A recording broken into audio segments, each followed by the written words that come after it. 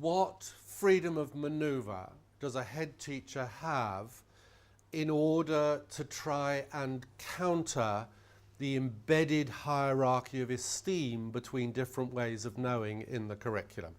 That's a really complicated way of putting it.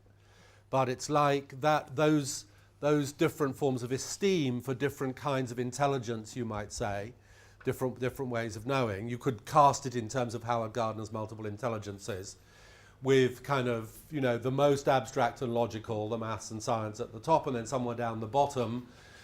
How do you judge what's the bottom? Just look at the amount of time there is on the time. Just look at the things that were putatively in the EBAC or outside the EBAC. There are lots of ways of judging these hierarchies of esteem, sort of down to, as Ken Robinson would say, all the way down to, you know, drama, PE, and what have you, with the exception of the performance of the first 11 or the first 15, which we get very excited about in terms of the school metrics. But by and large, so what is that? The question that I'm left with, I think is really interesting. It's like, living in the real world, what could a brave but not reckless head teacher do to try and subvert some of those assumptions about the differences of esteem?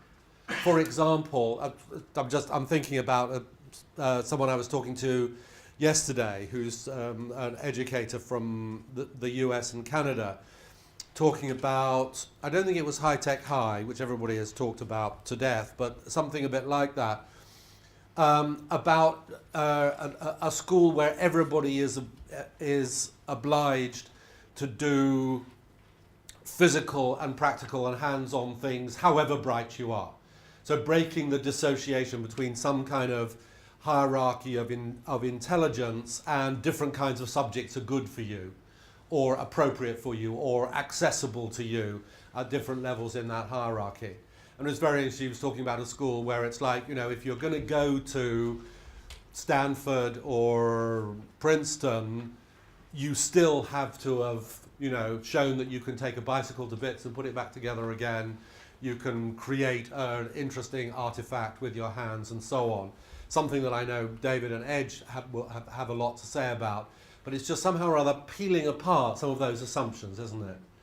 And what interests me, it's like trying to make progress today, not in just sitting around and sharing ideas, but actually what could a brave head teacher do in the real world with all the pressures and so on?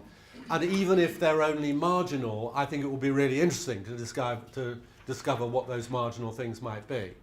So it's like any sort of, I'm where I am is kind of being interested in the so what of this. So it's like, what are you going to take away and talk to your senior leadership team colleagues about doing differently as a result of this conversation today? For me, that's the payoff, and if not that, then we've either had an interesting day or a dull day, but we've not had a fruitful day.